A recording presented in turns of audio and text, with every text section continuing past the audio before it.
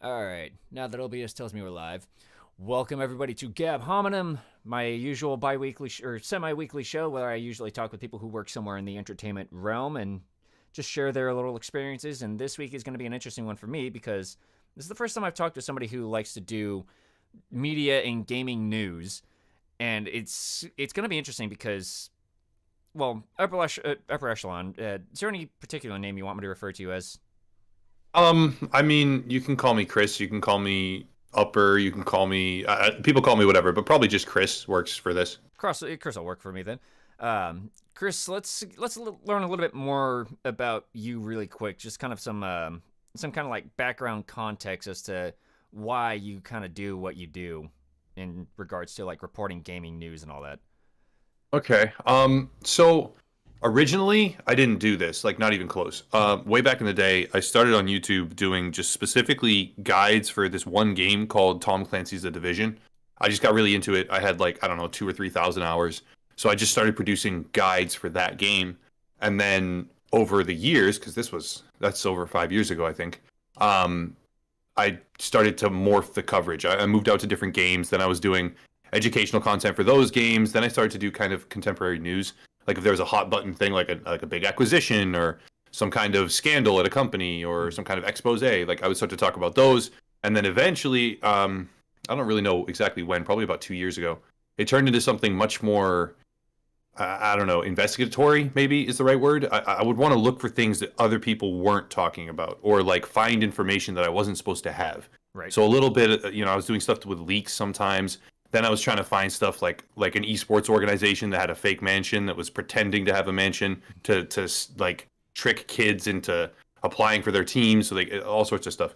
And it just became really fun to dig for things or to look for things. And yeah, that's how I ended up where I am today. So I don't know about the motivation. I just sort of naturally ended up here. And it feels comfortable to do right now. Like if it felt comfortable to go a different direction, like for instance, I want to play Dying Light 2. And then I really want to play Elden Ring. So I'm going to go back to like Let's Plays for a little bit here, just because it feels good to do. So I don't really have any sort of mission statement or like reason I ended up here other than it's just fun right now. So it's just kind of where you drifted into, and I think that's kind of as far as I've seen, kind of the story with a lot of people on how they wind up to where they're doing. Like I kind of envision myself doing manufacturing or at least labor jobs most of my life because I am not very patient with paperwork. But Mhm. that's what I'm doing now. But at the same time, I'm still somehow working valet as a weekend job. But Mhm. that's kind of where things had just landed. And at the same time, I wasn't expecting myself to do voiceover, but that just kind of tumbled around until I found myself doing this, talking with people who are doing, voice acting, writing, in this case, news reporting. Would you actually call what you do journalism? I don't know. So the thing is, journalists are bound by a lot of like very, very stringent constraints. Like they have to follow a certain set of parameters. There's like certain things that they need to do in order to pursue stories and have certain follow-ups, etc. So while I would call some of what I do journalism, I wouldn't call myself a journalist, if that makes any sense at all. Right. It's one of those things because as I listen to you and your videos, especially over the last couple of years, you definitely strike me as like the type of person who would be that kind of like, I don't know if it's really anything about like being honest with yourself or maybe to some extent like some sort of self-aware, because I know there's a lot of people who would be like, oh, you're an amazing journalist doing these things, and you would probably be the type of person to go, well, I would kind of disagree with that statement, and that's kind of like I can't really explain exactly how I got to that like conclusion, but that's just sort of the vibe I got from you after listening to you for a while. Yeah, I would say thank you first of all. Like I appreciate the fact that you enjoy the content, that the content has value to you, or that you find entertainment, whatever it is. Hmm. But yeah, I would try and say thank you because I appreciate the sentiment. But I again, a lot of what I do, like in terms of looking for things, like I'll send emails. I'll have a subject and I'll send emails to realtors and be like, hey, is so Crypto Island or Crypto Land or whatever. I reached out to the people that were selling the island, right? For anyone who's unfamiliar, there's a crypto island where they're selling NFTs of plots of land that are real land, but they don't own the island. So they're selling stuff they don't own. So I reach out to them and ask like, hey, do you still have this for sale? I reached out to I think like 4 different realtors. And then I get the response, and then I put it in the video, and then I talk about what this. So like some of that is technically probably considered journalism, but yeah, I wouldn't call myself a journalist. Like journalism, there's school attached to that. There's education attached to that. There's all sorts of parameters, and again, I'm not really as constrained by not like I'm a YouTuber, not a journalist.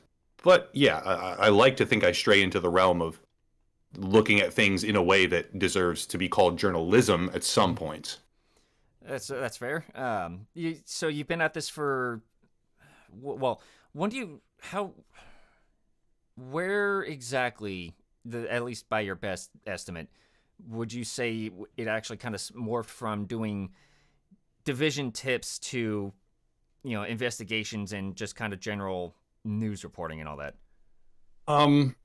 Well, after Division, I kind of got lost and didn't know what to do for a while. So then there was Destiny 2, and I was doing kind of the same type of stuff, just trying to do raid guides and, how-tos and tips and tricks. Then there was Red Dead Redemption 2. That one was big for me. And then sometime after that, so I want to say it was like in 2019, like very early 2019, maybe, that I really made the switch and started to talk about like the philosophy of games or monetization or loot boxes or whatever else it was. And then that really quickly morphed into, oh, well, here's this interesting thing.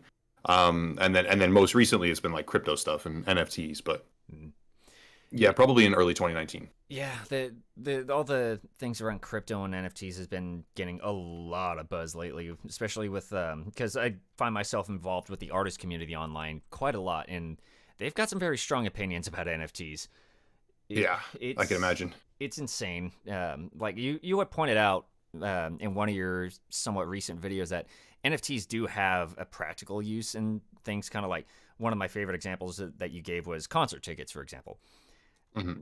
It's an interesting idea that NFTs can actually be useful in that regard, but it's also kind of interesting to see where things are just kind of exploding in regards to how people want to use them, which is not exactly the best way people would agree with.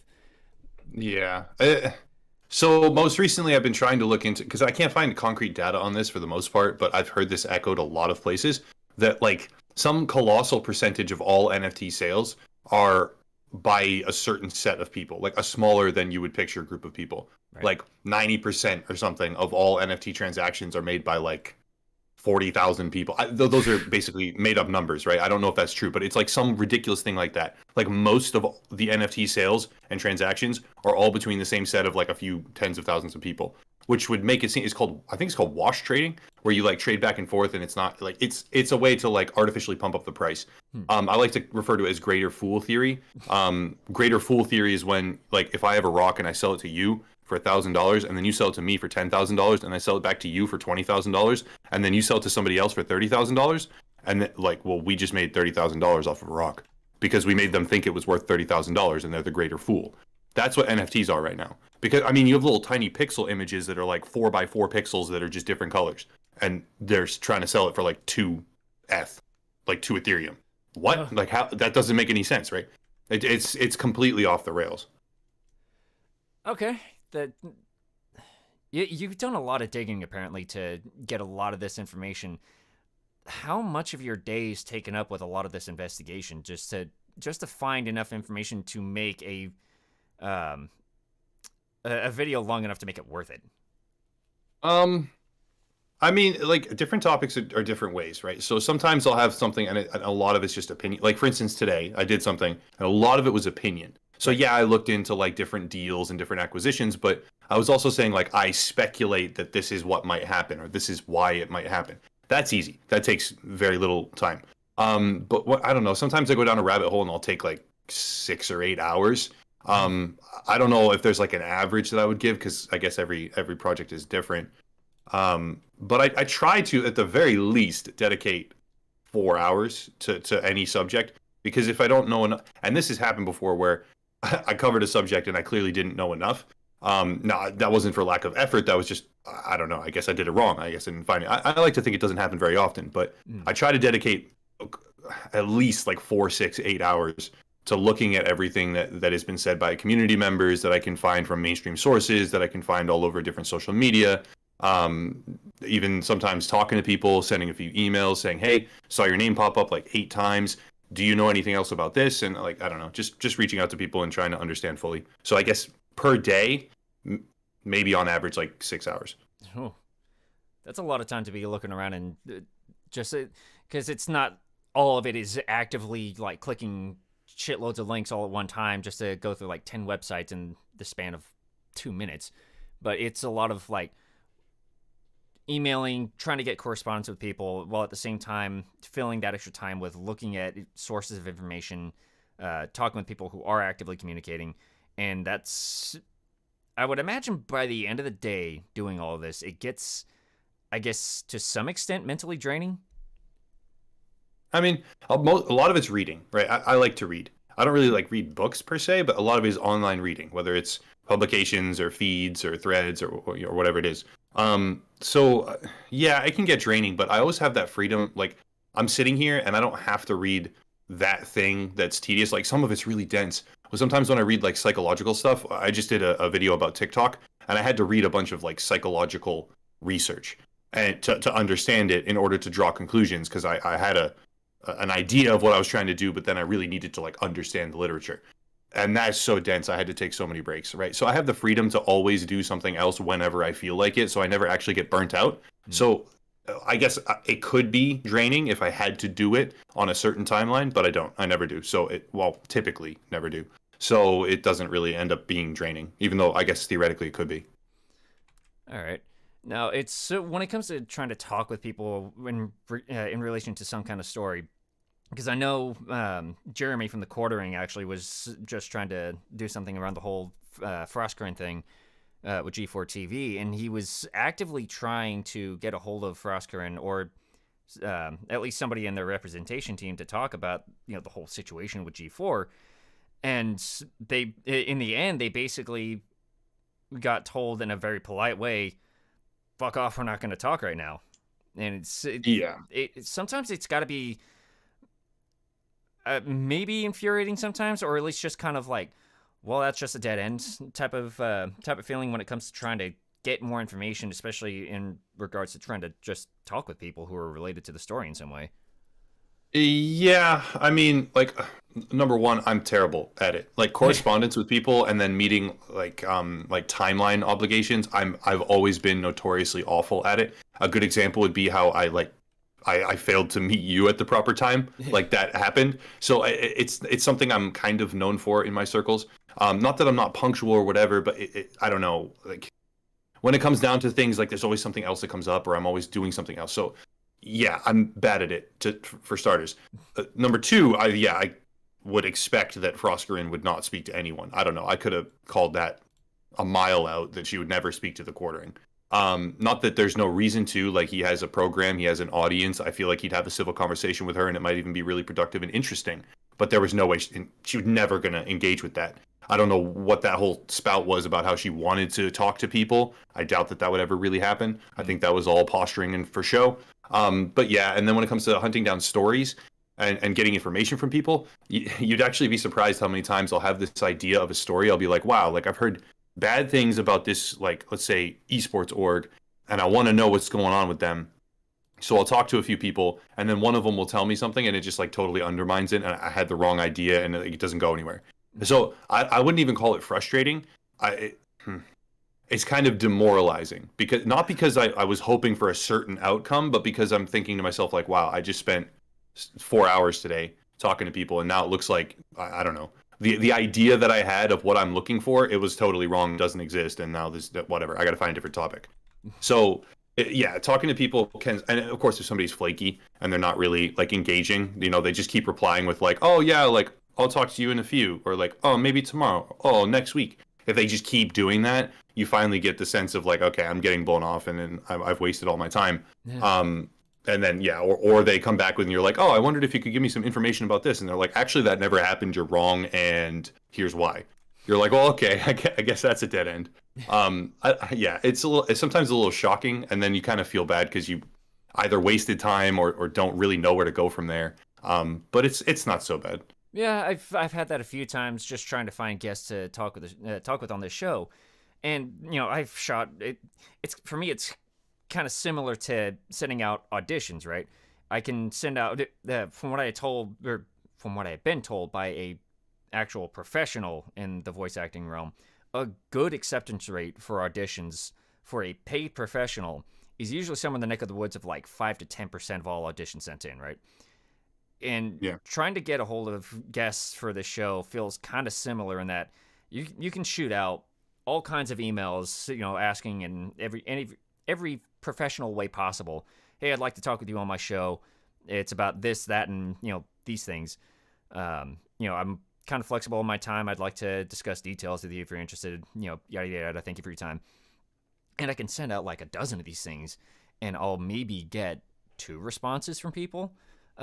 Like there was one guest that I wanted to talk to from another YouTube channel who goes over a lot of like military news and military history and all that because he used to be, he used to be an Army veteran. What the hell? He is an Army veteran, and he actually used to work with Jon Stewart at one point in his early media career.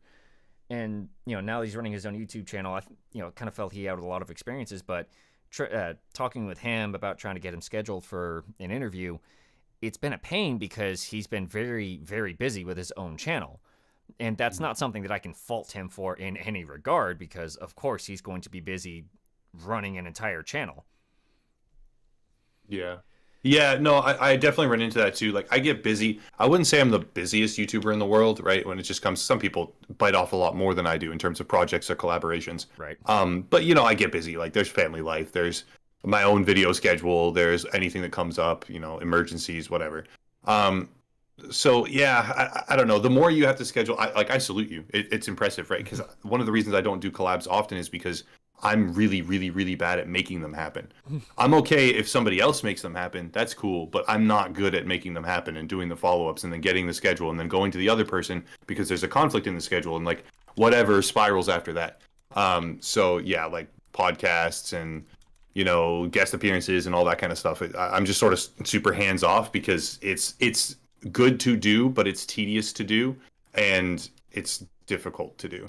So yeah, I give you a lot of respect for making it work, and I'm just happy to be here. It's fun to go on different programs and to talk to different people. And I thank you for having the persistence because, like I said, yeah, I'm not as great with time, and I definitely did blow you off that one day by mistake. And then it was, I wanted to make sure to still like do it though because it sounded like an interesting program. It sounded like you had like a clear, cohesive vision of what you wanted to do. So yeah, good to be here. Yeah, it's definitely interesting when I get people that just do decide to come onto the show to talk because as I'm clearly demonstrating here, I'm a bit of a stammering mess, but I do still like to try to learn from other people's experiences in regards to what they do. I can talk with like 30 different voice actors in the show over the next like 5 years, and each of their experiences in their specific in their careers, their specific lives working as voice actors, each of their experiences will be different. Their entire lives around it will have a different story to it because everybody comes from a different like part of the world. Everybody has a different type of upbringing in regards to each other. Everybody has a different career in that they didn't all star in the same show, right? I can talk with Kellen Goff, who was a part of JoJo, and he can share his experiences, and they're going to be entirely different, I'm assuming, from someone like Young Yeah, who also does a lot of like gaming media, news and opinions and all that stuff. But he also does voice acting, something that came very much to my surprise in the last year. So it's really interesting to get all those different perspectives because, in my opinion, having all those different perspectives kind of gives an idea of like, okay, so this story is told this way, but you look at it from this other angle that is maybe only like 2 degrees off, and you can see something in there that you didn't see there before. It's like, again, going back to the whole Frostcurrent thing, I can understand why Frostcurrent was so upset with everything that was going on, but at the same time, it's kind of like, I don't know whether or not their opinions or feelings on it are valid. The delivery still had an impact on how everything was taken, and now, as far as I can see, that specific delivery is kind of hurting the hell out of G4 TV's attempt to come back, which is a shame for me because I'm one of those guys that grew up with G4. I remember the old days of watching Adam and Morgan doing their thing, cracking jokes and talking about video games. And it's kind of like, for me, it was a little bit of a surprise that they were actually going for it at all. But hearing that it's going this way is just kind of depressing. Yeah, I was never like the biggest fan. I didn't watch it religiously or like, I wasn't glued to the TV or anything, but I do definitely remember when it was around. And I kind of wish that Frostgrin had some of the conversations that she said. She was like, "Oh, I'm open to this. I'll, talk to my media team. We can have a discussion." I wish that those had happened because, like you said, there are reasons for her to feel upset about, because like it is really, really dumb the way like someone gets replaced on a program and then that person just automatically gets completely shit on for it, right? Just because they're not the same person that the audience is used to, right? That's not great. There's reasons why that's bad. I have no doubt in my mind she was getting probably a large amount of that, which is demoralizing and obnoxious, and she shouldn't have to put up with it. Like, that's just the truth, right? And some people may say, "Oh, well, that's just what the fans expected." Yeah, true. But if she had had that conversation, like you said, there's a different perspective, and people could have actually gleaned more of the reason behind what she was saying and why she was saying it. But then those conversations never happened. And as for G4 itself, that show is basically like, I don't know, if you look up the definition of cognitive dissonance, they should just put G4 TV. Like, it's it's just so completely different in every conceivable way when compared to what it used to be. So they're playing on nostalgia to revive a program that was like pretty popular back in the day. And then they're fundamentally changing it in like almost every way possible. And so you're going to get a lot of people that are like, "Oh, G4 TV's back. Let me go tune into that." And they're older now and they remember what they remember. And it's not the same. And they're like, "Whoa." And then you get Frostgrin, I mean, right or wrong, frustrated with certain things that have been said, having an outburst. And they're like, "Why am I watching this? Like, what is happening?" And especially when she says stuff like Olivia Munn didn't exist to be nice on the eyes for you. And they remember, like, I had them in a video I just did. There's segments where they were like saying, she goes up and jumps into a giant cream pie in like a sexy maid outfit. Like, it's just, like, you can say what you want about how it's wrong, but she absolutely was objectified in that show. Almost every single episode, there was a whole section where like, "This is Olivia's rack," and it was like a rack of magazines, but they would just zoom in on like her chest. So like, she was objectified. So now she's saying like she didn't exist to be objectified for you, but that's fundamentally not true, right? That's objectively not true. And so it's just the cognitive dissonance, like, to the most extreme degree. And then that's what leads to the audience just being super even additionally frustrated, right? And then it's the negative feedback cycle, because she fights back at the audience that's fighting against what the program is, and then they fight back even harder because she's fighting against them, and it just done.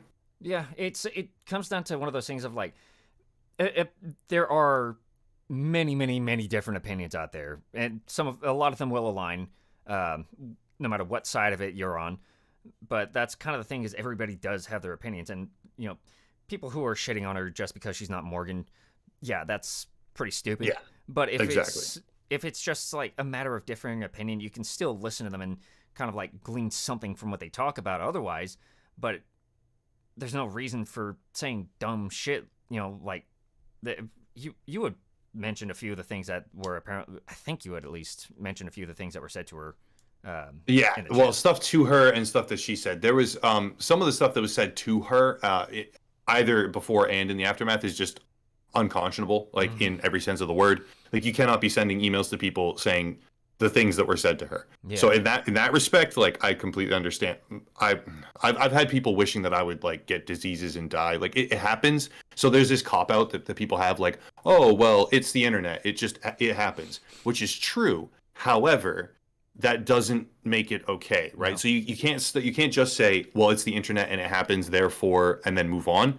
You kind of do have to do your own due diligence, right? And then talk about exactly why, right? So yeah, the stuff that she was getting is bad. However, a lot of the criticism she was getting before the rant, as far as I can tell, was based on a number of like key misstatements that were just objectively not true, about how she was saying that like Harry Potter Hogwarts Legacy is a Sony exclusive. No, is an Xbox exclusive and won't be is only on Game Pass, which is just objectively not true. And then all sorts of stuff about how Sony's dead in the water. Like Sony has no future. Xbox is like console war stuff, you know? And console war fanboys obviously have like pretty sharp teeth on the internet Yeah. and they don't let things go. So yeah, if she's gonna systematically, from my understanding and from what I've seen, kind of almost intentionally aggressively piss off the Sony fanboys, then they were coming back at her with like, no, this is wrong, this is wrong, this is wrong, and this game is actually over here, and this is why you're wrong doing this is what gamers think, and then now I'm going to go on this rant against them because the rant has a basis in reality, but then for a whole bunch of people they're like, well, wait a second, that's not why most people were criticizing you, and then again it becomes a ping pong ball, and every time it goes back and forth, it speeds up. It's the feedback loop when it comes to things like that is it can be very I guess dangerous would probably be the most apt word for it. It's Yeah, definitely. you know, like you said, you've been on the receiving end of that kind of crap yourself, and it's like, is it simply in regards to your opinion, or is it people trying to lambaste you for something you said that by all your research and investigation was facts, and if they didn't provide any actual objective information to the contrary, how often do you get that kind of shit from people? I guess there's been, I don't know. I could probably count on one hand the number of times I've like really had a run in with like widespread backlash. And I wouldn't even call it widespread. It's actually isolated to a particular community each time, but that community then like turns against you. So like, and it can be for opinions or it can be for factual errors. I like to think, and actually, not even I like to think, the factual error stuff I don't run into very often. That's very few. But then for opinion stuff, I can have an opinion on a game where I say like, okay, I mostly like this game, but I really don't like this aspect. And then they'll ignore the part where I talk about, like, I understand why that aspect is there. I understand, you know, they'll ignore everything except the part where I said I don't like this part, like this one thing, and then they'll latch onto it, and then you can't win. Like, there was a situation where I pissed off a certain game's fandom, and there was just absolutely no winning. I left everything up. Like, I don't do the whole, like, delete it and run away and pretend you never said it. Right. I don't do that shit. Like, all of it is still on the channel. But I made that particular fandom very, very angry to the point where another creator did stuff about it. Actually, a couple of creators did stuff about it, which went, I mean, mini viral, right? Massive, massive, massive views. And one of them then like tracked down my sister's phone number and started to like call her. Yeah.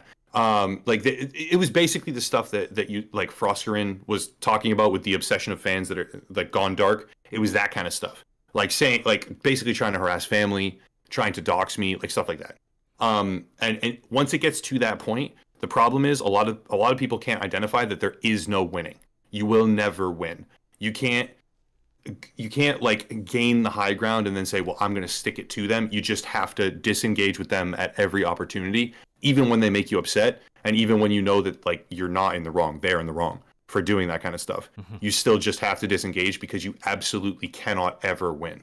And that's the thing a lot of people don't understand is once it gets to that point where the mob, the internet mob, even if it's a small fandom, is after you, sometimes you just have to face the facts that there is no winning and you just have to disengage every single second of every day until they lose interest. Right. It's hard. It sucks, but it's yeah. I would imagine that it's hard. It's because when it comes to one of the things that I've been kind of going off on lately has been, yeah, not publicly, of course. Whenever the subject comes up with friends of mine that are younger than I am, most often like college age people, I find them getting into these like situations where their anxiety runs really fucking high, and that's one of the things that like the latest generations of people have they've been deemed as is the most anxious generation. I believe it's Gen Z, and when you actually interact with them, and a lot of them are getting into these situations where like I've seen it happen a lot of times in a personal friend's Discord server. Somebody that I do know and I respect the hell out of, they'll get into a Discord chat that a bunch of us are in, and we're just shooting the shit, having fun, saying dumb shit and making memes and all that. And they'll get into the call, they'll interact for a bit. Their internet connection is not the best, so sometimes their latency makes them respond really late. And then situations will happen where they'll just suddenly move to one of the smaller VC chat rooms, and when we ask what's going on in the text chat, they'll go, "I'm sorry, I was overstimulated." And I see that happening a lot nowadays. People will get overstimulated from how many people are in a chat room, or they'll see like so many people talking about this one subject that they feel a bit overwhelmed by it, and they don't want to be anywhere near that discussion. And I tend to go, I wonder if this is anything to do with like the way we or they were brought up, because one of the things I notice is that a lot of us just don't want to deal with I almost said confrontation. Yeah, I've seen it in an old manager of mine. They didn't want to deal with any of the other management, even though they just became a supervisor. So the group ended up having to deal with more inefficient work as a result. With a lot of these people that we tend to interact with nowadays, it's not a matter of we want to make them feel so damn anxious, but at the same time, it's kind of difficult to have the conversations and come to any kind of meaningful conclusion about whatever it is we may talk about.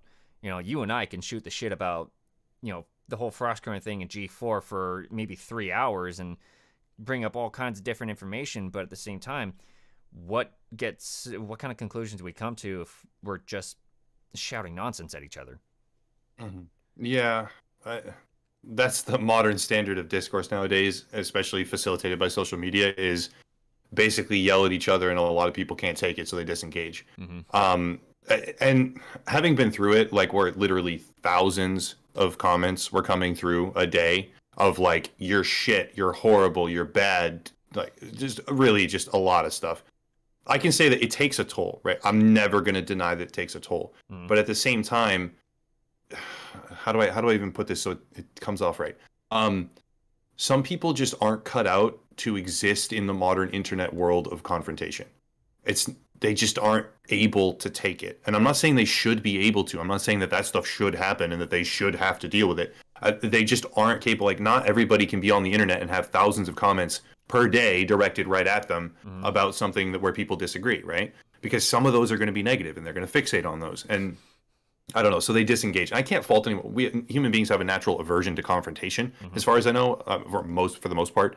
So I would never fault someone for being, wanting to disengage from stuff where it felt too aggressive. Like, that's fine.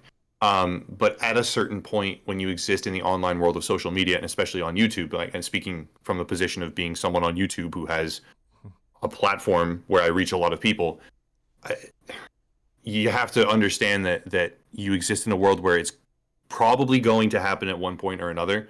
And when it does, you really either have to just turn everything off and leave, or weather the storm, right? Like, right. There's not really the idea that you can come back at it and like tackle it and come out on top victorious.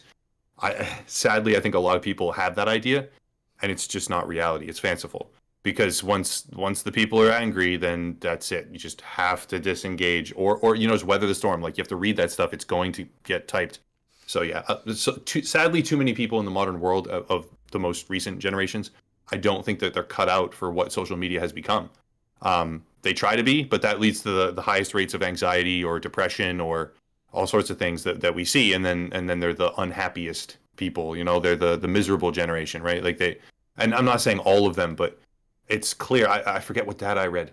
There's data on this where the younger, like the youth right now, especially in America, that's where I'm speaking from, are unhappy. They don't have a purpose. They don't feel like they're driven. They feel a lot of anxiety and stress as a result of their online interactions.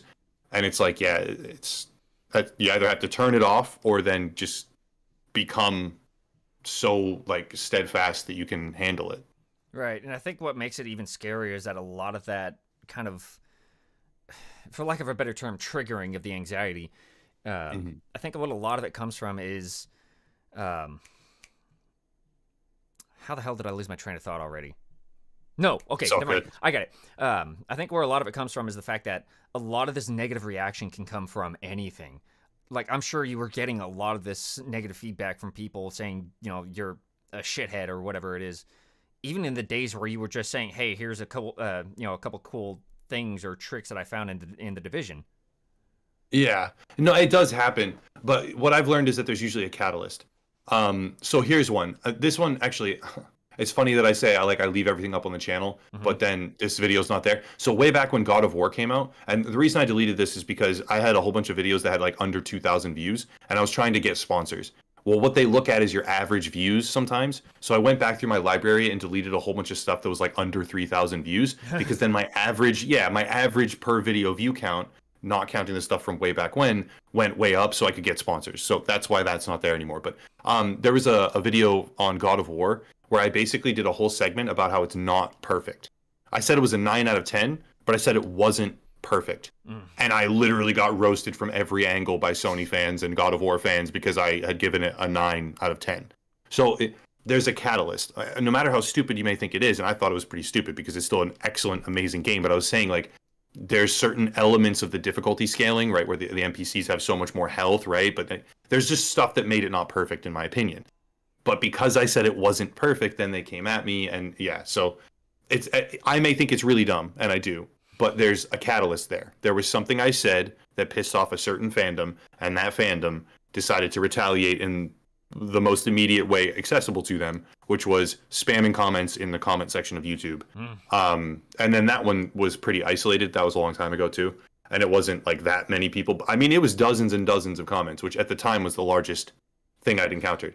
So like with Division, it's less though. If you're just giving information about a game, it'll still happen. Like if another YouTuber gives other information that they think is better, they'll just start hating on you because your information's not as good as theirs, so you should delete yourself. Like it's it's a little ridiculous, but yeah, usually there's a catalyst though. Like if you say there's a meme, there's a person that says I like this thing, and then somebody else says I don't like that thing, and then the other person says, well, you have to like this thing because I like this thing, and if you don't like this thing, that means you don't like me, and if you don't like me, like it just spirals, right? Mhm. So if you don't like something that they like, then they think that you hate them.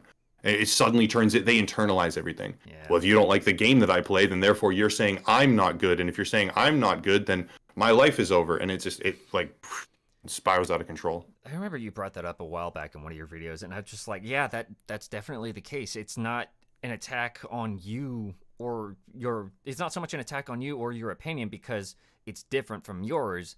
It's just that is simply my opinion and where I stand, but I'm not here getting in the way of yours.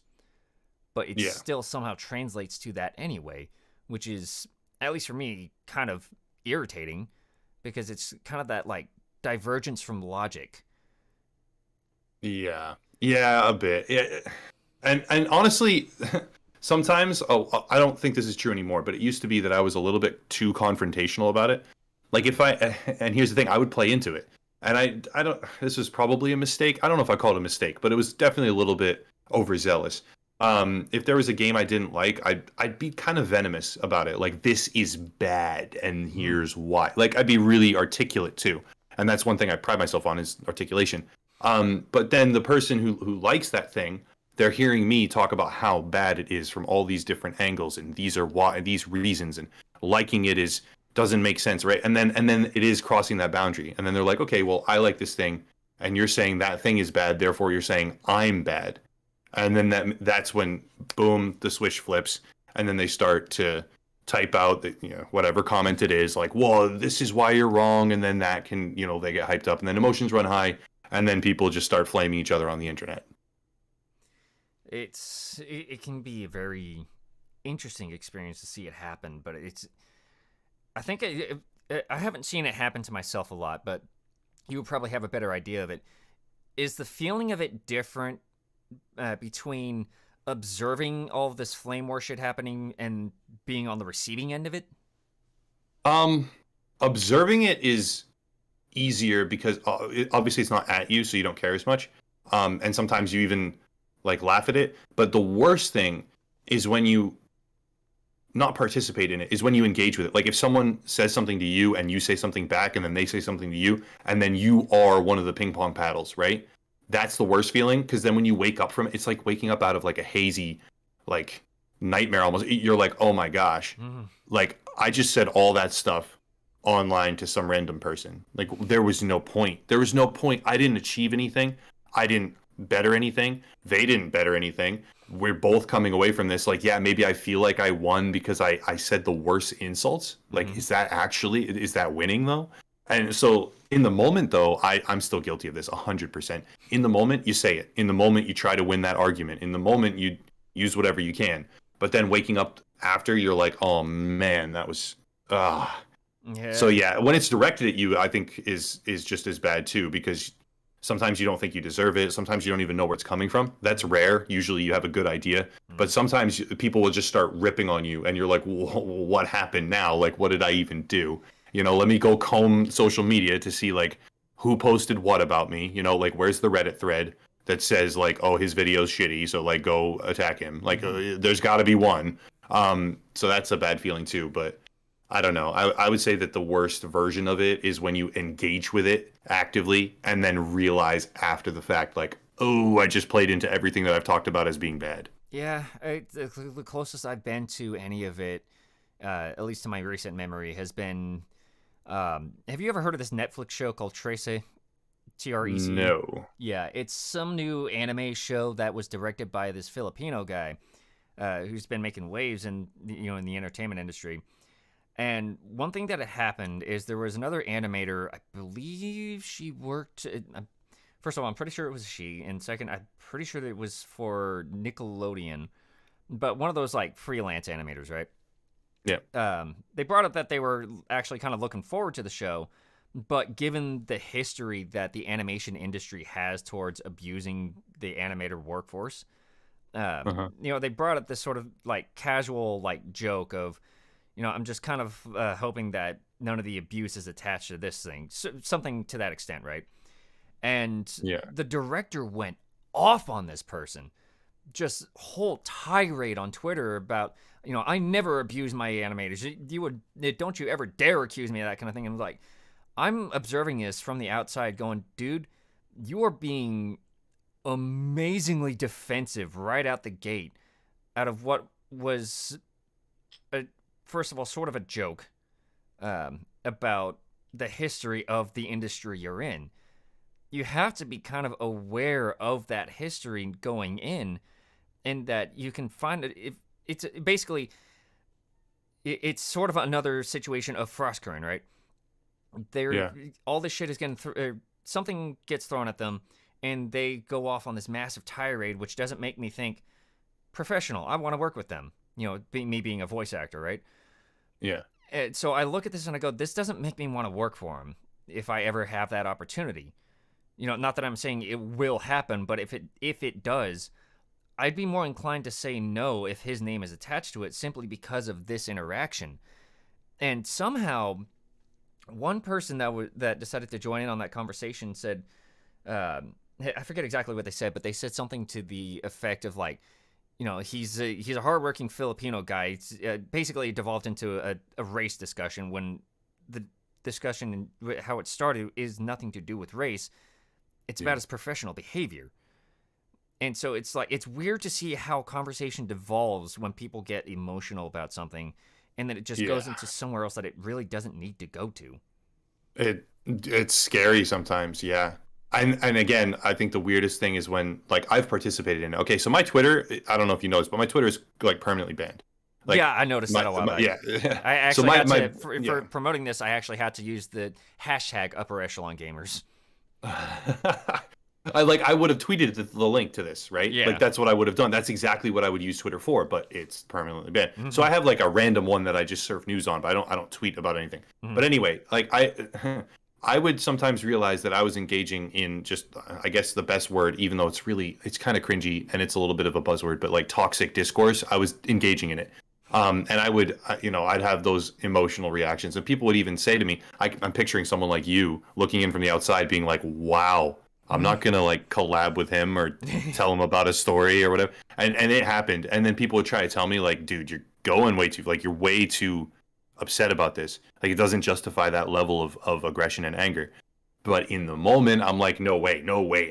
This person needs to be told that they're wrong, right? And then I would go on a tirade, and then, I mean, eventually I got banned permanently, which means I had to have had 3 strikes. Now, I don't remember what my first 2 were. I didn't think I had 3 strikes already, but clearly I had 2 strikes before it, because then I did a goofy thing, right? Where another YouTuber got banned for saying the Game of Thrones quote, "All men must die," like Valar Morghulis or whatever, from from HBO's Game of Thrones. So I said it too. I was like, well, if you're going to permanently ban him, then you have to permanently ban me. And then they permanently banned me. So I got what I asked for. Yeah. So that was my 3rd strike, which I don't think was really a justifiable strike. But that means I had 2 other ones. Like, I don't know what they were, but I know that I did stuff that justified it.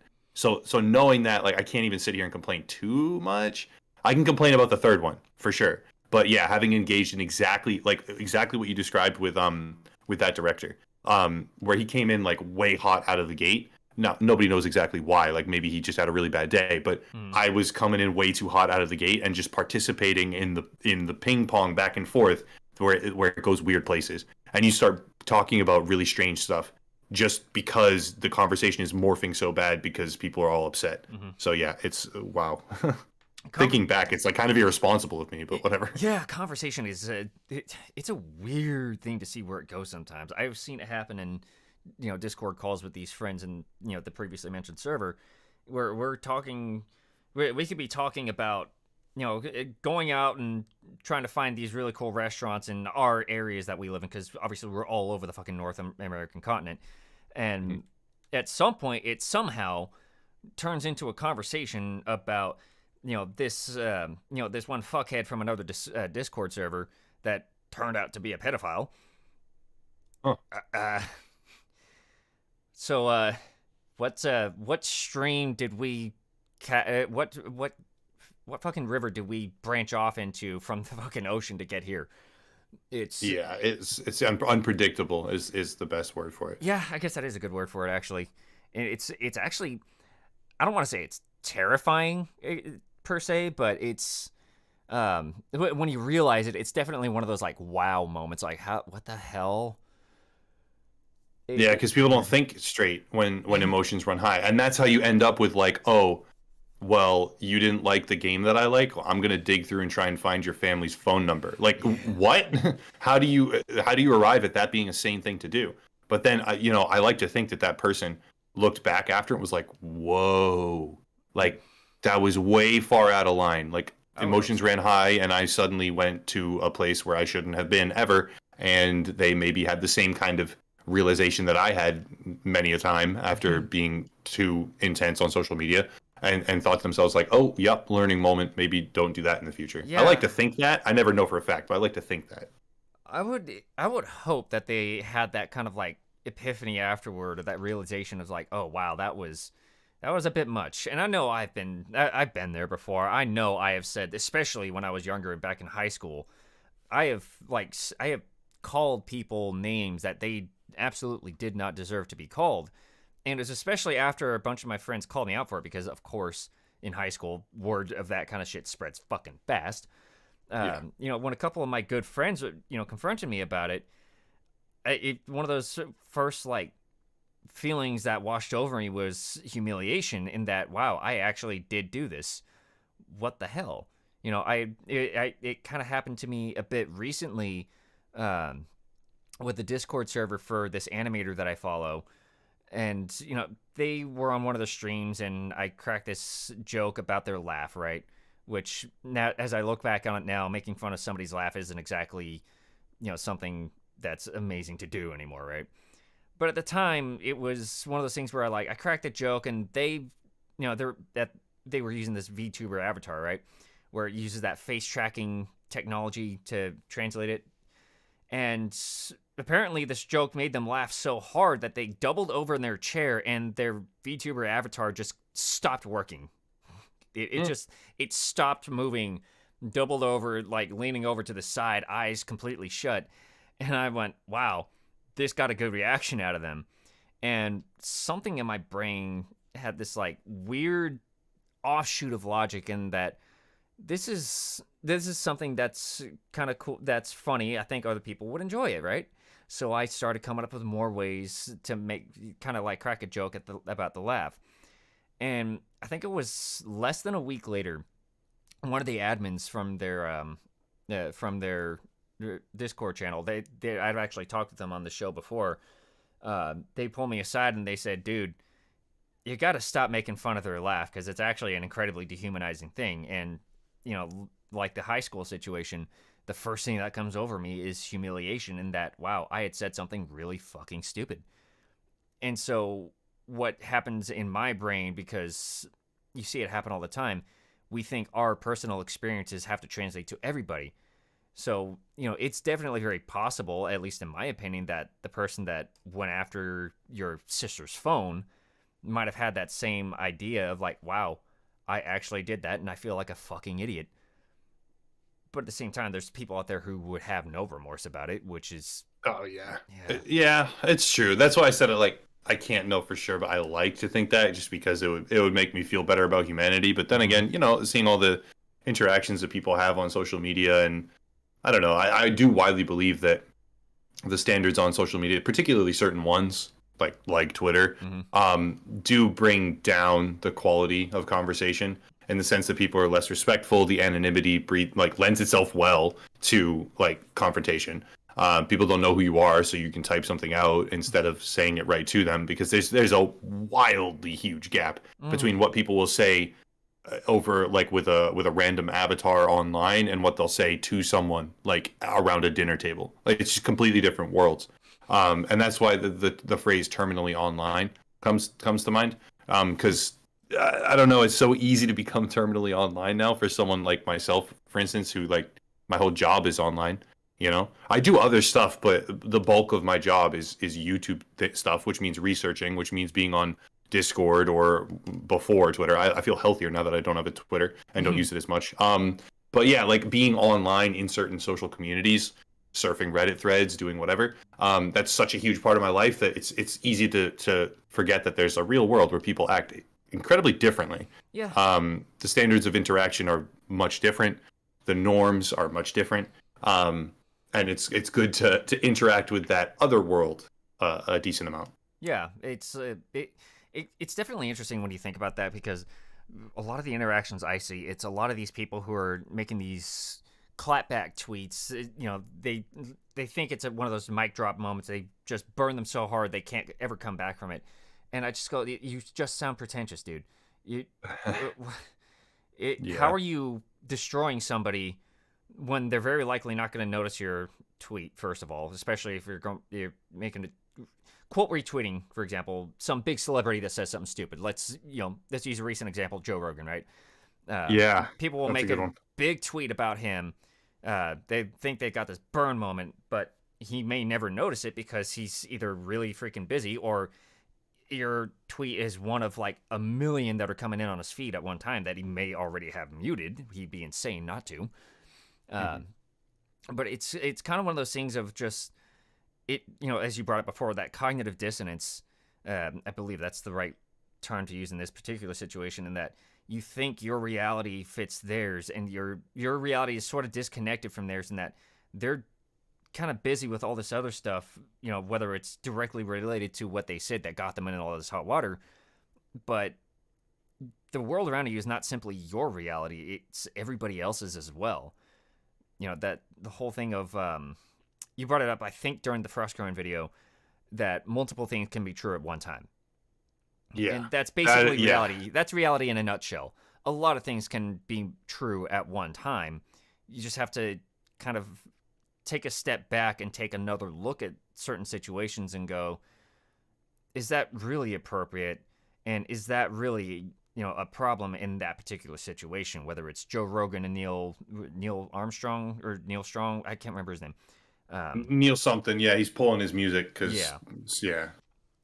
or it could be anything with like Frost Curran and whoever else was on that show when she went on that rant, or it could be anybody that opposes her, like Jeremy, right? Um, well, actually, I don't know if Jeremy would necessarily oppose her, but he's not really for what she did on that. Again, it comes down to that thing of like multiple things can be true. You can be against what Yeah. she does, but still be a fan of her. Yeah, I mean, she even said that too. She said like more than one thing can be true at once. Like Adam can get hate. People can get hate for being different faces on the show, but then also the hate that she gets can be worse because she's getting it for different reasons, and that's absolutely true. I think a portion of it was like that. But again, I actually really do wish that she had gone on with Jeremy onto his program and talked to him. Yeah. I understand why she would believe that she has a reason not to. To be fair, a lot of his views are directly contrary to hers. A lot of his videos are kind of calling out "get woke, go broke" or things like that. So I totally understand why she would view it as a hostile platform. However, there was just a recent example where I'm blanking on her name, the showrunner for Witcher season 2, for the Witcher Netflix show. Oh. Yeah, I don't remember her name, but you know, like, she had an engagement with Jeremy with the quartering on Twitter, and she actually like had banter. Like she held her own. She was talking. She was joking. They had a little bit of a back and forth. And as far as I could tell, now I didn't see all of it, but as far as I could tell, basically everyone who saw that, almost nearly everyone who saw that, was a big fan and thought, wow, like it's great to see people who probably have polar opposite ideological views Right. engaging with each other in a way that isn't horrible, right? Engaging with each other in a way that isn't screaming. And so that was really cool. So having that just happened, and then of course, I mean, it's funny. A lot of people screamed at her for even talking to him, Yeah. which I thought was really weird. Yeah, it's really strange. But having seen that just happen, I do think that Frostgreen had every reason to maybe give it a try. It didn't happen, obviously, but I would have liked to have seen it. And I mean, hey, if she ever sees this, I'll talk to her too. I'm not going to jump through hoops with a media PR team because I doubt that it's going to go anywhere. You know what I mean? Right. I would have no problem talking with her as well because I know this whole thing with G4 is the first time I had heard of her. Partly because I just don't have a lot of time to start keeping up with all kinds of different names. Like the only one that comes to recent memory that I can think of that has been, any kind of relevant nowadays has been Pokemon. But even then, oh yeah, the only reason I keep hearing about her is because of the quartering having to basically take some kind of legal action against her recently. Oh yeah, I guess he's suing her. I don't know. It's probably never going to actually see a court of law. Yeah, no, it's I think just it's a posturing thing. Yeah. Yeah, I think he actually said it's already like resolved. It's the whole thing is already done, okay. and something about I don't know if she actually backed off or anything, or if it's just one of those things that like, I think he mentioned it was a coresearch.com thing, something like that. That just Someone who reps her probably. Yeah, the typical way it goes is someone who represents a large creator will just start claiming shit. So I don't even know if she had anything to do with it. I had I forget the name for it. The Soul Publishing. I don't really know if it was them. I think it was them. I'm pretty sure the email header was real. I checked it out. I did my due diligence. Like it seemed real. Mm-hmm. I had someone from the Soul Publishing who was trying to claim stuff. Now, and I'm pretty sure that they were just doing it. I don't think, like, if they were claiming on behalf of someone else, I would almost be willing to bet anything that the other person didn't know. So yeah, the whole claiming stuff to shut people down is happening a little too much, but it's usually large publishers, and Yeah. So yeah, it doesn't blow up. Yeah, so for me, it's like I can't keep my fingers on the names of the hottest buzz and all the latest Yeah. things going on with all these big name people on like Instagram, Twitch, whoever it could be, because I'm busy. I've got 2 jobs. I'm running my own podcast and a group podcast. I don't have a lot of time to keep up with all these different things. Your videos will come up whenever they do because YouTube has figured out, okay, he likes watching this guy's videos, so we'll keep recommending it to him when they get released. Same thing with like some miniatures painters or, every now and then it'll be a quartering video that'll catch my interest and I'll decide to give it a watch because, of course, I don't agree with everything that Jeremy says or does, but that doesn't mean I have a problem with him. It's just, typical disagreements. And then other things will come up from other people that I'll, watch, and, it'll recommend things from other people that talk about similar things. It's not that I disagree with anything, but in the case of Frost Current, I do want to learn a little bit more about her. But with the way that she went off on that tirade, coming back to the thing with the director about Tracy, I think Jay Olivia was his name. It comes down to the whole thing of like that doesn't feel like the type of professional behavior I would want to interact with, mostly because I don't feel like there would be anything to gain from that. It's not. Yeah, it's a double-edged sword. You want to know more, but you don't actually want to talk to him to know more. Yeah, it's not that. It's not that I'm judging her character, personally by it. It's just a matter of like, I don't feel like there would be anywhere to go off of talking with her about that. Much as I would want to, I don't think it would actually go anywhere practically. Yeah, it takes a special type. Well, not even special. It takes a less common type of person these days to actually have a discussion and arrive anywhere meaningful. Hmm. And instead of, well, I think this and well, I think this other thing, and then you end up just mad Yeah. because nobody's mind gets changed, right? There's very few people, especially with the debate stuff, like Twitch politics is big now. With the debate things, I've noticed that for the most part, almost everyone will go into something and then come out with the exact same opinion. They're just more heated. Hmm. There's very few of them that engage with that type of content that will actually be open to their mind being changed or be able to change someone else's mind.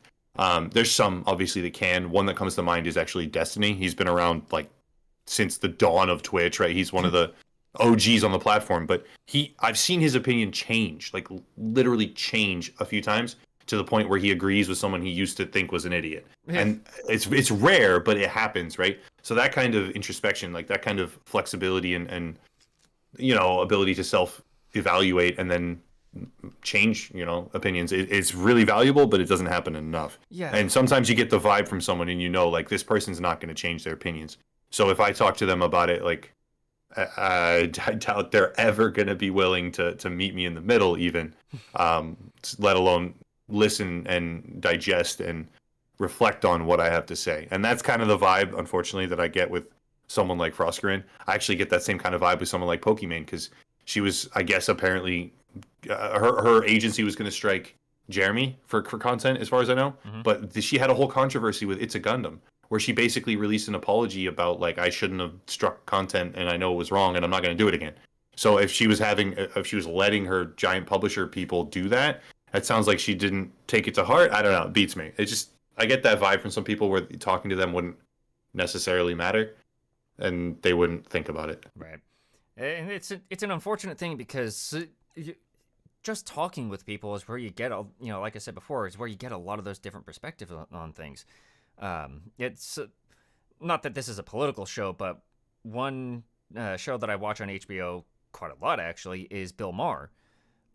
Partly because he is very liberal in his political views, but the way he goes about talking about these things feels a lot like how a conservative would talk to people, especially to millennials. But the thing about it is, he's definitely been one of those guys that says, no, stop being afraid of talking with these people and having these debates with them. Like, he was actually out there straight up telling Democrats, you need to make more appearances on Fox News. Go into their bubbles and, talk with them. Because, first of all, you're not only, like, getting used to how they, go about their rhetoric, but it's also a matter of their viewers do actually watch and listen. And if they're not getting those opposing viewpoints, that's all they're going to hear is that echo chamber. It's part of why a lot of conservatives will go on to liberal talk shows and, talk, spout their things, whatever they say, on those liberal shows. And it's the same idea. For me, I would want to talk with people who have different viewpoints than I do, specifically so I can learn from them and, see things from their perspective and their point of view, because they might be seeing things I don't. And at the same time, it also means I can kind of like better understand that mindset of where they're coming from. Like, of course, I don't agree with a lot of conservative views, but I'm not going to say that they're all monsters because their view is different from mine. I would want to understand why they feel the way they do. And I'm sure there's truly valid reasons for those, those feelings they have about liberals or millennials or whatever the hell they can go on about. Yeah. Yeah, unfortunately, YouTube actually rewards the cultivation of an echo chamber. It's really intense the way they do it too. And now I'm trying my best to not play into that more recently. I used to play into it pretty heavily. And I kind of recognized that I was doing that and I didn't want to anymore. That's why you'll see stuff pop up. Like randomly, I did a video about why do we hate robots, right? Just like the psychology of the uncanny valley and why we hate robots. It's just completely like, it has nothing to do with any sort of anger, ideology, politics. Like it's just has to do with our own human psychology and then synthetic life and near human faces, right? So completely different. But YouTube heavily rewards it because when you have an audience that is, let's say, partisan, one side or the other, and they heavily engage with anything that you put out that kind of targets the other side, then that video does super, super well. And then you get more people that are like that. And then if you do another video like that, because you have more people that just saw your old video and like that, then they're more likely to click the thing you uploaded now, right? So it's this positive feedback cycle where if you do kind of charged partisan or ideological content and only specifically at one side, it performs far better. Because as soon as you put something out that challenges their worldview, whether or not you mean to, or whether or not you're trying to make them think, or maybe your own views have shifted on that, or that's just your actual opinion. As soon as you do that, then far less of them click it, far less of them engage with it. YouTube deems it as an unsuccessful video. People start to unsubscribe, right? Like there's just this natural effect where people create more and more charged, like little bubbles and little echo chambers, and it's really intense on YouTube, and it's noticeable. Like I guess I only really started to notice it about 2.5 years ago. Probably about 2.5 years ago, and I realized that I was playing into it. One of my most popular videos was literally, and I still do at times. I don't really mean to. I like to think that I take a more clinical approach. Like I bring up, peer-reviewed research articles. Like I try to actually dig into stuff in like a factual way. Right. But one of my most popular videos had I think over 1 million views, and it was like SJWs are ruining gaming. Like that is just purely a part of, like, that's 100% just I don't know, an antagonistic thing. That's all it is.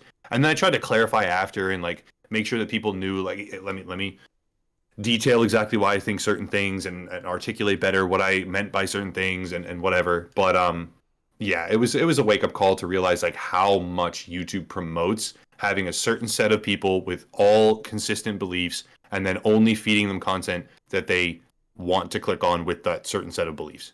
It's the ultimate echo chamber generation tool. Which is interesting, because you've been dealing with YouTube and their bullshit for a while now, and it's you've definitely noticed a few of those things from the quote unquote from the inside. I'm not sure, because when people say from the inside, they don't mean they don't know if you mean, I see things from the inside as a YouTuber, or I see from the inside as a YouTube employee or something like that, right? I mean, a little bit of both. Like I've had talks. I've had like 3 different YouTube reps at this point. And like I learned about the algorithm, right, from one. I learned that the algorithm is so big and it's so like nebulous that there are entire departments dedicated to sections of the algorithm, and they don't even know what the other sections are doing. So there's no there's no one at YouTube where you can talk to them and then they actually understand how the algorithm works. Like no one does, because it's so big and complex that no one actually is all encompassing, like knowledgeable on it. Which is wild to me. Once I learned that, I was like, well, no wonder stuff goes wrong so often. No wonder you can't figure out like why these glitches are happening, all these different areas are being promoted, and you have all these different havens for like really despicable content. Like no wonder.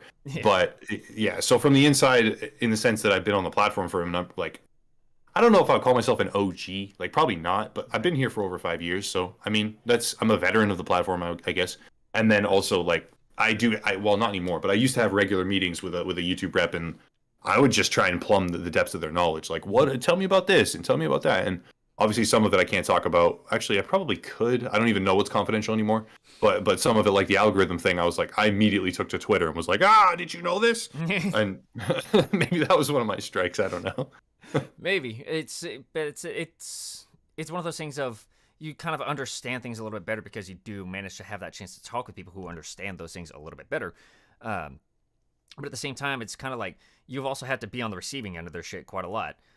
One example I can bring up is, on the other podcast, we've had a semi-regular guest who does music, right?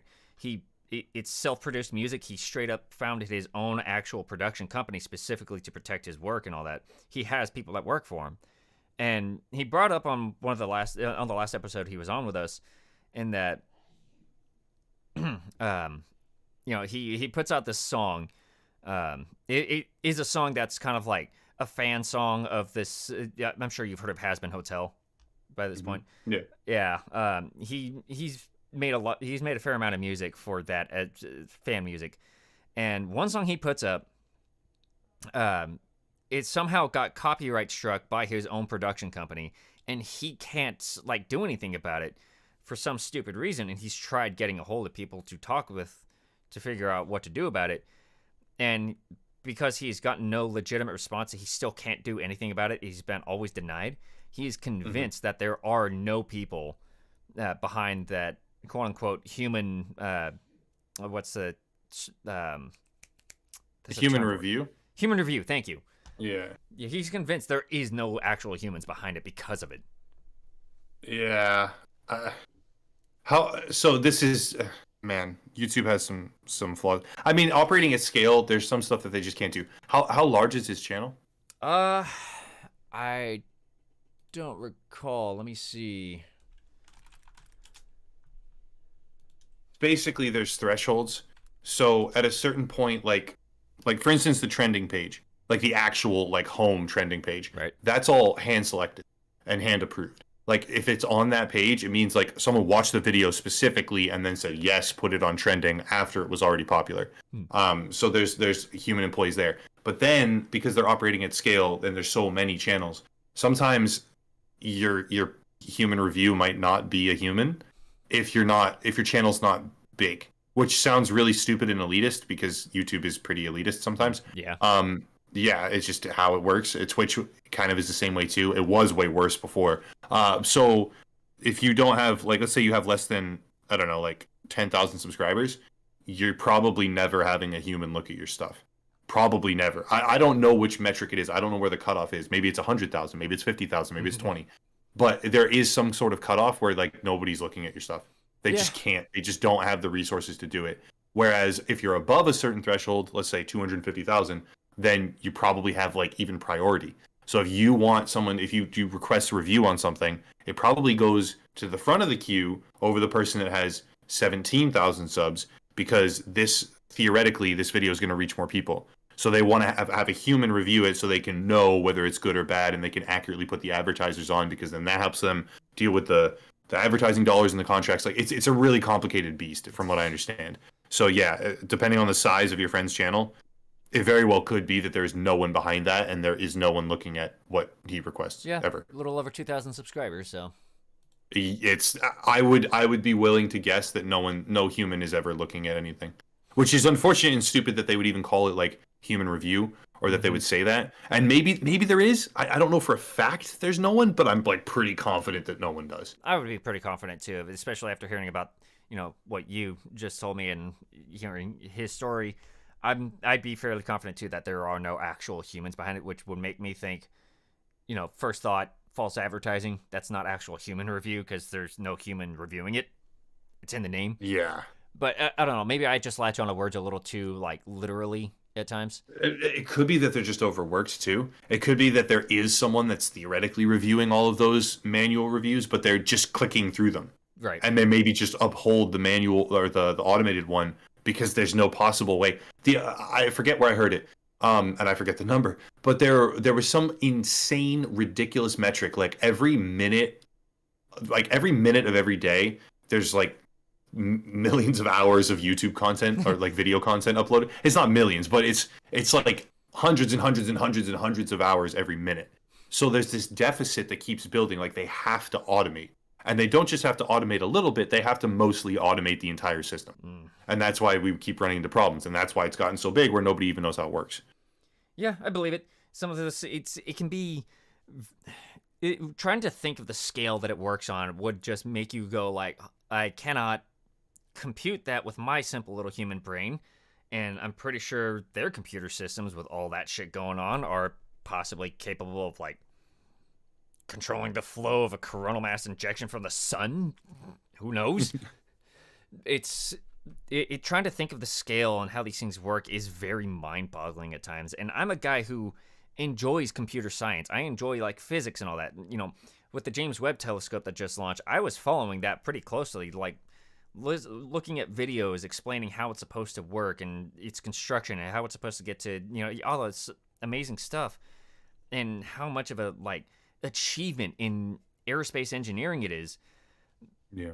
But it's at the same time, it's kind of like really trying to wrap your head around the true scale of all of these things, it can be very, um, maybe not so much overwhelming, but just mind blowing at least. Yeah, And especially for something like YouTube, it's got what 2 billion users, or it's huge. So the one way where I've noticed it is I think I until I get smacked back into reality, I think that I have a big channel, right? But then if I go in and I look at the difference between views and impressions, it's like, oh man, the impressions you get 10, 20, 50 times as many of them.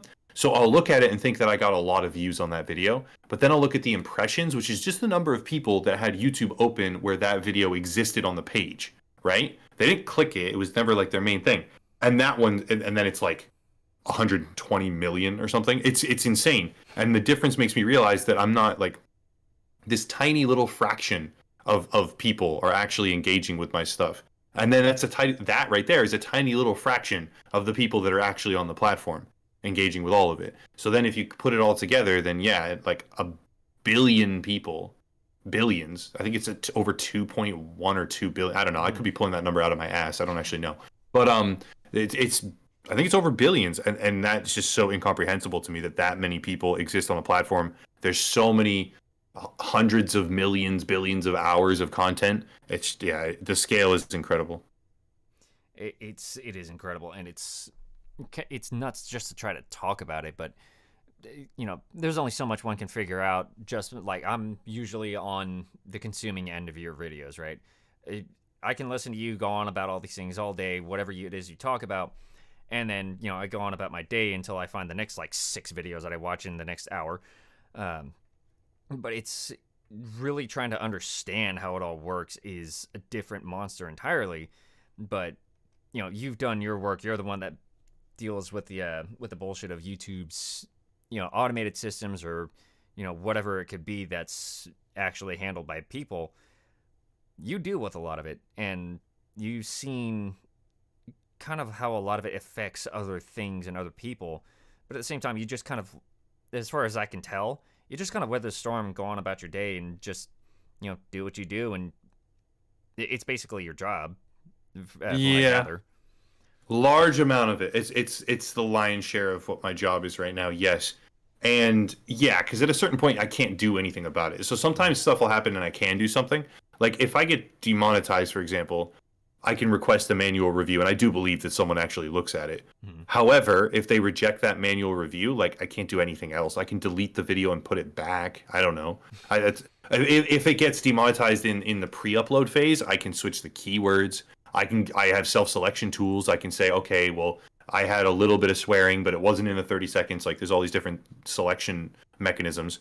So there's stuff that I can do to try and weather it. But yeah, I also don't get affected that badly. I think I've learned how to kind of like walk the line. I'll talk about stuff that I want to talk about, but I don't think I go down the road of like being afraid for my channel's well-being. I'm trying to differentiate away from just AdSense, of course. I think that's the only responsible thing to do. But I don't need to be, because you'll see these creators that are like, I'm afraid for my channel's future. Please do this other thing. I don't have to do that. Like I'm not in that boat. I might be if I kept talking like I used to 2 years ago, 4 years ago. But no, I think I've found a happy medium where, yeah, when something happens and you just have to accept it, you do, and you move on into the next one and the next project. Yeah, and you've certainly made no like lack of effort in finding alternatives and solutions to try to help with things. Like you're the reason I kind of discovered Odyssey to begin with, which is an interesting platform for videos. Yeah, how do you like it? How do you like Odyssey? I heard from a lot of people that it was lagging really bad with the buffering rate, and that they just don't really like how, I don't know. It feels really eclectic and disorganized. How do you like it? I don't know. In my experience, it's a little bit limited, so I probably don't have as much credibility as maybe some of the people you've talked with about it, but it seems like an all right platform to me. It's just like, for me, it's kind of interesting trying to navigate, setting up videos for it, and then at the same time, like, what can I actually do with this cryptocurrency that you earn just for watching videos? Oh, you can actually tip your favorite creators with it. That's an interesting idea. So there's a lot of new stuff with it that I think can be explored and maybe applied in really cool and useful practical ways. But I want to see more people like get onto it and really try the experiment out, with me at the same time. Yeah, it's probably going to stall out. Well, the user growth is there. I know that they're having tremendous user growth, but the thing is, like, the SEC is suing Library right now, Really? and Odyssey. Yeah, Odyssey is based on Library and then uses LBC for its credits, and so the SEC is actively suing Library, which means Odyssey's in this weird position where they're under threat from the SEC, and like nobody really knows what's going to happen, but they think they know what's going to happen. So it's hard to predict. Like, ideally, if LBC were to take on, this is one of the actual use cases for crypto that I think could be nice, is the Library protocol, like the decentralized kind of video hosting stuff. Like LBC, Library, and Odyssey is like the cool version of crypto that I support, and then most of it is just a scam. So I hope it does well, but yeah, I mean the future is not exactly certain. And I tell people it's a great YouTube alternative for right now, but again, it's like the early stages. It's like when YouTube was based out of I don't know, a garage or something, and nobody really knew what it was. That's kind of what we're at with Odyssey. I mean, it's a little bigger than that, but Yeah, it's still uncertain. Yeah. I'm wondering how many people are afraid that Odyssey will just turn into another Mixer situation. A promising new Probably a lot platform. of people. Yeah. Yeah, a promising new platform, and then it just goes away into the mist of Facebook, or now Meta. Yeah. Outliers. Have you heard of something called Storyfire? I don't think I have. So Storyfire, I don't know much about it, but Storyfire was another like a YouTube alternative. And from what I understand, it was made by this guy named McJuggernuggets. I actually talked to him a little bit right when he first made it, because I was like, hey, like, because it was private, you could only get accepted in if he let you in for creators. And I was like, oh, will you let me in? And then I never actually did it. But he apparently it had problems, and then so he released a video like Storyfire is shutting down. And then everybody gave him all the crypto token thing from Storyfire. And then he's like, we're saved, miracle, 2 hours before the site was going to shut down. We have this miracle investor. And it was like this really weird thing. So I don't know. I'm hoping Odyssey doesn't turn out like that. As in, really just, I don't want to say sketchy. That sounds mean. Just like really the lack of communication, drama, like all over the place, insecure, unstable, like that's what it seemed like with a lot of the YouTube alternatives. Like BitChute seems cool, right? But then they go through all these problems. I guess I don't know. They're having problems with monetization now because they're branded as the alt-right area. And so mainstream legacy platforms, I guess, are not happy with them. And it's, like I said, insecure or unstable. And unless you feel a sense of stability, you're never going to really attract the main audience. And if Odyssey wants to attract the main audience, then they have to be or feel or project stability. Well, it's definitely interesting because it's, your channel has exposed me to a fair number of things, Odyssey being among them, but it's definitely interesting, and it's one of those things that I kind of just like, I'm happy I had the chance to talk to you today because, there was a little bit more I learned from talking with you, about all these different things, trying to get more perspectives on it, and it's interesting that there are other people who like the idea of learning other perspectives and not immediately jumping to conclusions about things. Your constant investigation into things is kind of, at least in my eyes, a sign of that, not jumping to conclusions immediately. You want to learn more about it before you start saying things. So, Well, yeah, one of my, it's not out yet. I'm still working on this one. I'm looking at a channel. I can just tell you because like it can be out there. I'll either do it or not. Esports Talk. So Esports Talk is just like an esports news channel from a long time ago, and they exploded in popularity. I'm talking they were gaining like 4 million views a week at one point, right? They're very, very popular, and they were rapidly growing. Well, they made some changes, right? So it looks like they fired. I would speculate that they fired 2 of their most popular hosts. Maybe they quit. I don't know. But they disappeared on the same day. I think it was the 17th of December. And then the channel's dead now. Like, it's getting less than 1/10 of what it used to get. They went from getting over 1 million views a week on, like, just a normal week to getting, like, less than 90,000. Or about 90,000. Like, they got completely destroyed. Damn. Yeah, stuff they upload went from getting, like, 130,000 views or, like, 50,000 views or, like, many tens of thousands to getting, like, 3 or 4. So they're done. But and they did like, some coverage a long time ago where and I someone just forwarded it to me the other day where they basically quoted and referenced all of my work but then just didn't mention me and mentioned everybody else that I gave the information to, right? So I was annoyed about it. So I did a community post. But then I realized that some people were saying that perhaps, and I don't know if this is true, but perhaps they they got rid of those hosts because those hosts were being unethical and biased in their reporting. So I was thinking to myself, like, I want to do a video about how shitty these guys are and how their channel died and they didn't credit me.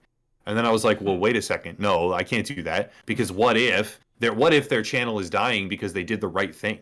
I don't know. So now I've sent them an email and I've reached out to them and I want to talk to them about it. And depending on what they say, I'm going to change. I'll be like, okay, I want to like really hear what they have to say and then change my perspective based on what they say or like see if it fits or see if I'll just cross-reference whatever it is. But I want to get as much information from them as I possibly can about what happened and why. And I'm hoping that they'll have a conversation with me, right? And I'm praying that they'll be open to doing that, to having a conversation with someone who who they don't really know and who may have different views or who like I was kind of going into it thinking that they suck and that they failed to credit me and that their channel's dead and this is how you destroy your own brand or something, you know what I mean? But now I'm actually hoping that there's much more to it and that we can have like a real long talk about it and come out with a good understanding. I would hope so, because it'd be another example of how much work you do and learning about these things. And, again, it's one of those things that makes me, I'm hoping I'm not sounding like, well, maybe it won't sound childish, but it's like, I do actually, like, admire you because of all this work you do, actually looking into things and learning about it and presenting the information in a way that actually makes me kind of think about things, right? So I hope to, yeah, I hope to deserve that, and I continually try to get better at that. So there's times in the past where I would just like post something, and then like literally 5 minutes after I posted it, some more information would come in, and I'd be like, oh no, right? So I'm trying to avoid that. I'm trying to now like reach out earlier, have my timeline be more clean, more composed, and just make it easier and easier to do higher quality work. That's my goal. It's a learning experience, though, to be honest. Absolutely. Well, that's kind of what life is in general, is always a learning experience. So it's definitely part of the purpose of this channel is to provide more learning experiences for whatever it is people do. Like I said, voice acting, writing, animation, podcasting, or in your case, media news and all that. And so it's definitely one of those things I'm really happy I had the chance to talk with you today. So I really do appreciate it, man. Yeah, thanks for having me on. It was a pleasure. And again, sorry it took me a little while to get through and then not quite make it on time. But like I'm glad that you were persistent with it because it was fun and I appreciate being invited on. Definitely was fun. So with that, the one thing I'm going to close on is if you have any kind of like advice or tips or anything like that for people who are trying to maybe go down the same path, what would you tell people if they're just starting out or something like that? They're just starting out. I mean, of course, a lot of it does have to do with luck. Okay, I'm not going to bullshit people and say like, well, absolutely everyone can do it. Like some of it is luck, but have a cohesive vision of what you want to do before.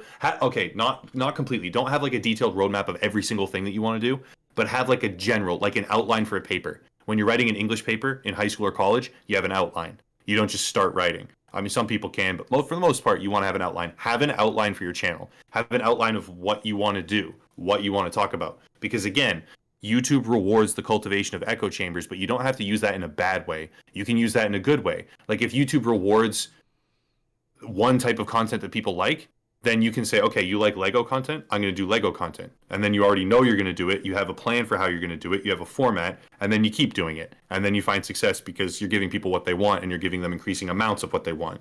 So it doesn't have to be in a bad way that there's an echo chamber. It can also be an entertainment echo chamber. Like I like painting miniatures. So I'm going to do that once a week. And then you have a plan for what you're going to do. Right. But just turning on the camera and rambling, it's going to be hard to make that work. You got to have like some kind of more planned out approach is my best advice. All right. Guess that makes sense. So that's hopefully it'll help out anybody that decides to take the time to listen to this.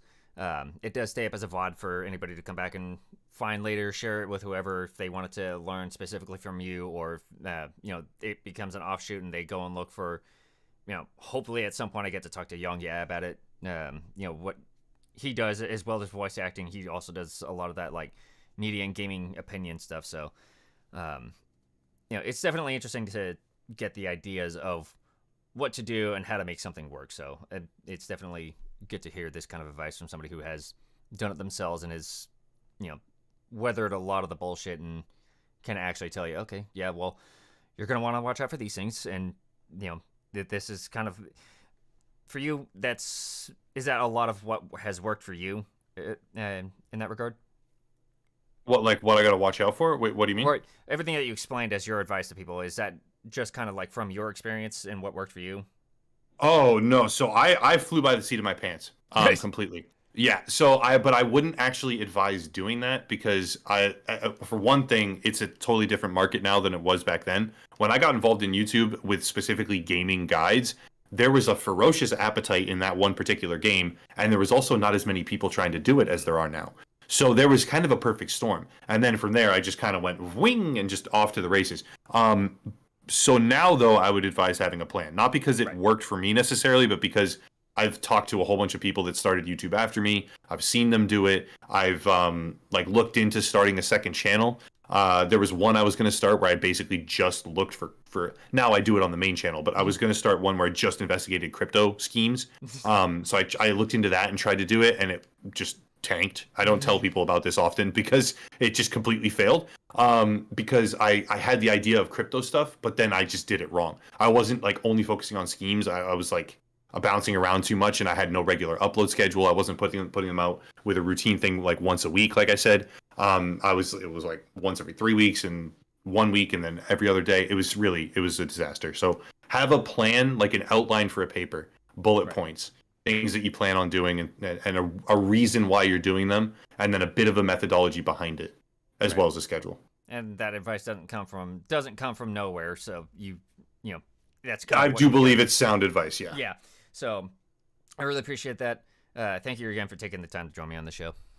Yeah. No problem, man. All right. So this was another episode of Gab Hominem.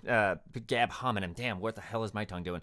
Um, so keep an eye on things because I'm hoping to have another episode very soon with the usual schedule. So um, it's going to be very interesting. I'm happy I got the chance to talk with Chris today. So keep an eye on things, you guys. If you're coming into this interview from me and you haven't heard of them, check out their channel. I'll make sure. Actually, I'll have to make sure the link to your channel is set up in the description of this video. So, um, check them out. Upper Echelon Gamers. A lot of cool stuff to listen to and talk about. So go check them out. If you ever happen to have a Twitter or anything like that in the future, again, I'll figure it out.